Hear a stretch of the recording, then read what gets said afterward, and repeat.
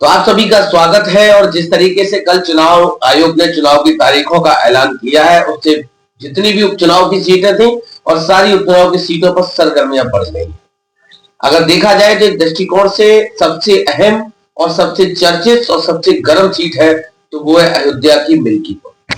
क्योंकि जिस तरीके से पूरी भारतीय जनता पार्टी ने 2024 का लोकसभा चुनाव भगवान श्री राम और अयोध्या के इर्द गिर्द लड़ा था, वही अयोध्या लोकसभा चुनाव भाजपा हार गई थी।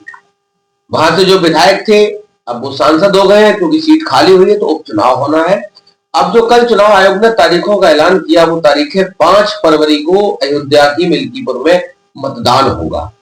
अब अगर देखा जाए कि जिस तरीके से 2024 में भाजपा अयोध्या हारी थी, भाजपा कतई नहीं चाहेगी कि इस बार भी अयोध्या में कुछ ऐसा मुझे देखने को मिले जिसका संदेश फिर पूरा देश और दुनिया में फैले और हमारी बदनामी हो, किरकिरी हो। क्योंकि चाहे तन मन धन हर सारे षड्यंत्र अपना के, क्योंकि देखा अगर जाए तो उपचुनाव हमेशा सरकारों के हुआ करते हैं। इसकी सरकार होगी, जिसकी सत्ता होगी, उसी के फेवर में अधिकतम उपचुनाव के नतीजे जाते हैं। वही देखने को ही मिला था। 9 सीटों पे उपचुनाव हुए थे, 7 सीटें भारतीय जनता पार्टी जीती थी, 2 सीटें समाजवादी पार्टी जीती थी। अब जब चर्चा ये है कि अवधेश प्रसाद के पुत्र को समाजवादी पार्टी ने मिल्कीपुर से अपना प्रत्याशी बनाया है।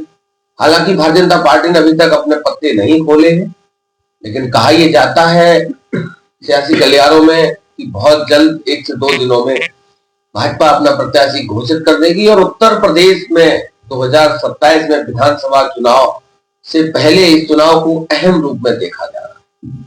क्योंकि ये पंचायत चुनाव का वर्ष है, इसके तुरंत बाद फिर विधानसभा का चुनाव है। और जिस मजबूती के साथ, जिस दृढ़ता के साथ अखिलेश यादव ने अपनी पीडीए की रणनीति को कारगर साबित किया था, 2024 में 3 सीटों वाली समाजवादी पार्टी 37 सीटें जीतकर आ गई।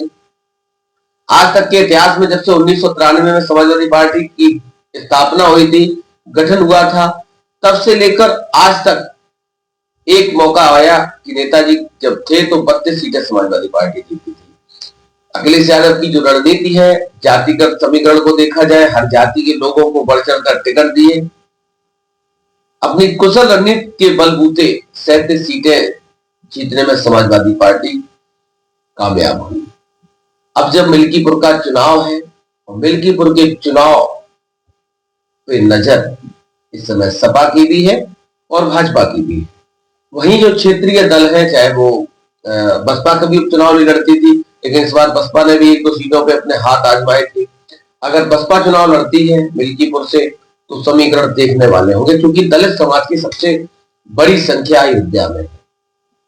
और यही कारण रहा कि अवधेश पासी वहां से विधायक रहे, क्योंकि दलितों की संख्या सबसे ज्यादा है।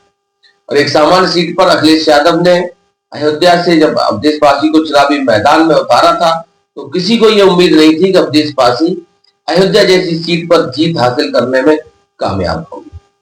तो अब देखने वाली बात यह है कि मिल्कीपुर का चुनाव, क्योंकि इस समय भाजपा की नाक की लड़ाई बना हुआ है। अभी जब उपचुनाव के वहां पेश फंसा था, कानूनी पेश फंसा था, इसलिए उत्तर प्रदेश की 10 सीटों पे एक साथ चुनाव नहीं हो पाए थे।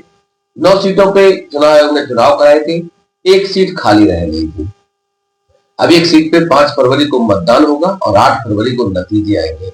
नतीजों से पहले, क्योंकि पूरे उत्तर प्रदेश में 1 सीट पे चुनाव होगा, तो कहीं ना कहीं जितनी भी पार्टियां, चाहे वो बसपा हो, सपा हो, कांग्रेस हो, अन्य जो क्षेत्रीय दल है जो वहां अपना प्रभाव रखते हैं, वो सारे दल इस बार अयोध्या की मिल्कीपुर विधानसभा सीट में आपको चुनावी अखाड़े में दिखाई देंगे।